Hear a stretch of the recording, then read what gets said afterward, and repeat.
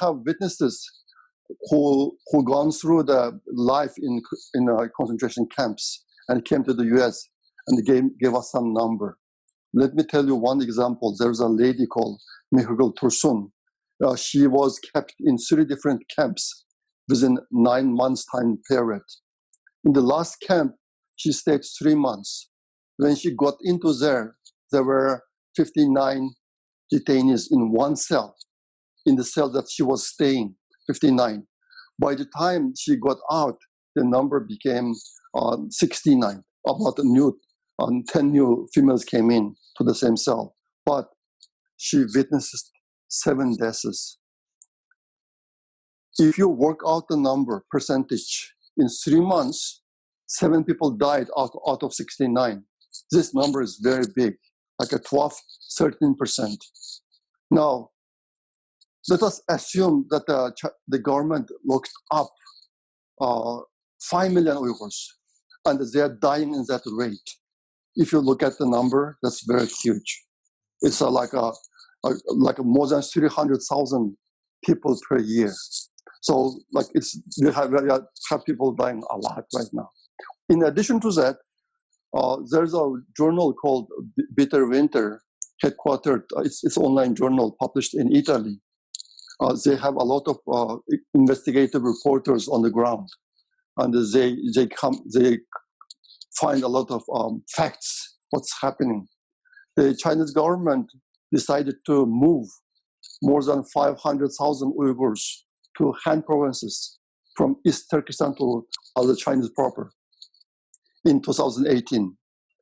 And one big concentration camp was built in Gansu province. Gansu is the adjacent to East Turkestan.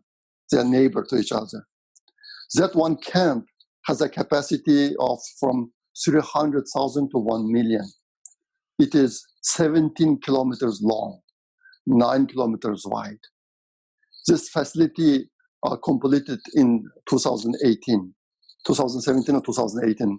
There is a YouTube video about that. If you add these numbers up, China has moved more than 1 million Uyghurs from East Turkestan to somewhere else.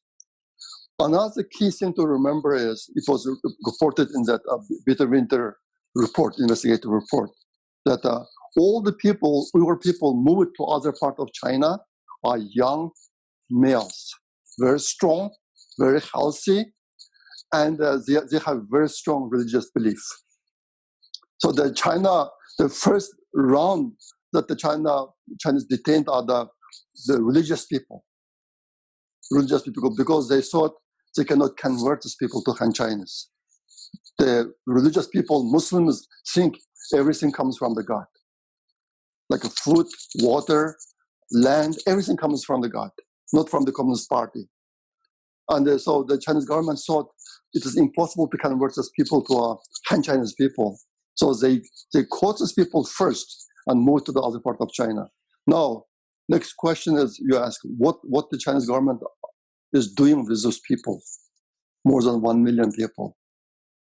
That those people are used for 3 purposes. One is halal organ harvesting. Look up the Google, type halal organ from Uyghurs. The China's military had an operation as early as 2006.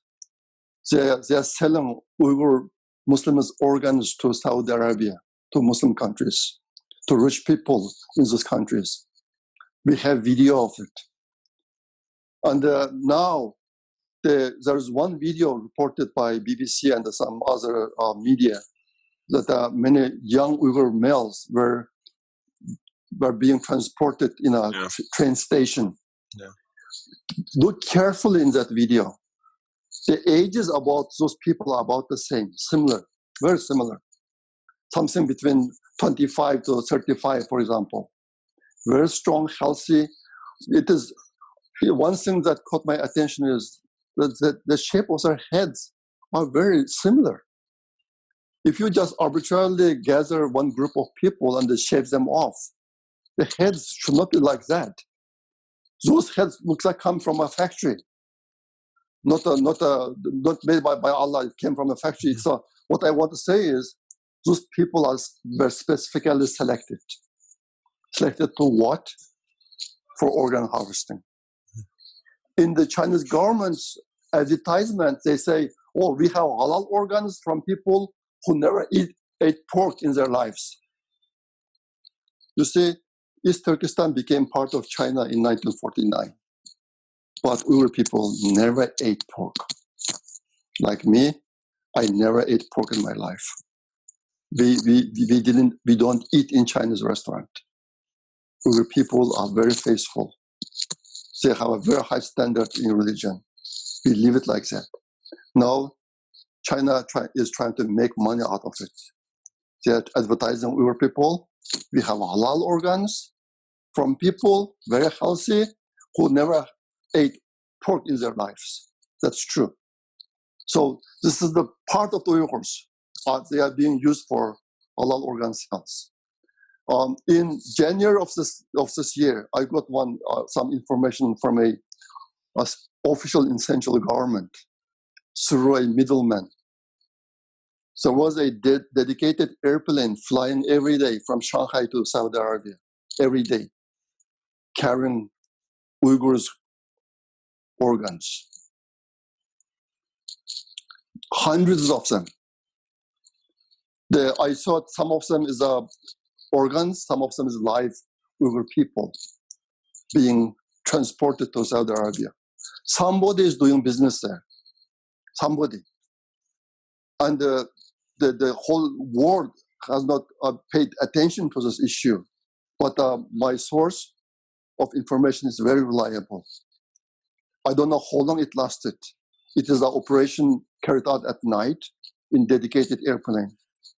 This should be found out. Those are people, those organs came from Uyghur people.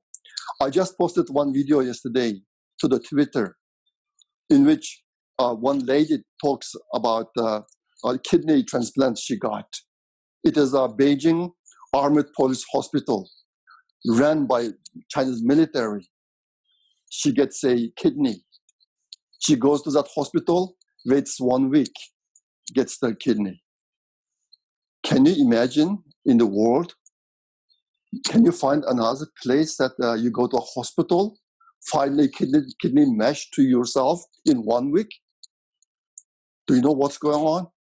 The Chinese government took the DNA and all the bio data from 100% of the Uyghurs. All the Uyghurs. So all Uyghurs' DNA and the biomedical information is in the computer. When the patient comes, they look up the computer, finds a match, and get the person right away. It's so quick. This is happening right now, today. It's happening in China. So we have a lot of people are dying this way.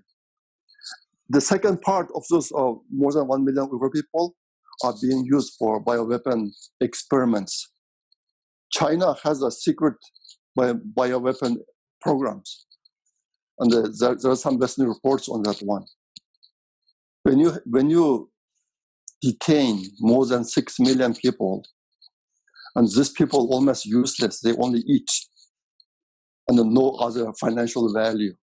You have to try to keep them alive, feed 1 or 2 meals in a day. And all these people are at your disposal, what you do with them. You don't go to market, find animal to test. You use this Uyghur people to bioweapon test. This is what's happening in China. The fundamental issue here is China does not need the Uyghur people. Uyghur population is a burden for them. They need the land and the natural resources. East Turkestan is very rich in natural resources, and we have big land. East Turkestan's territory is 1/6 of the whole Chinese territory. So now the China waited until 2014, and financially they tied up the hand and the feet of a lot of countries. Now they said it's time to do it. They are doing it. Do you know what happened? So far, there's no single action from the UN. There's no single resolution. There's no single team to go to East Turkestan and investigate or observe. There is nothing.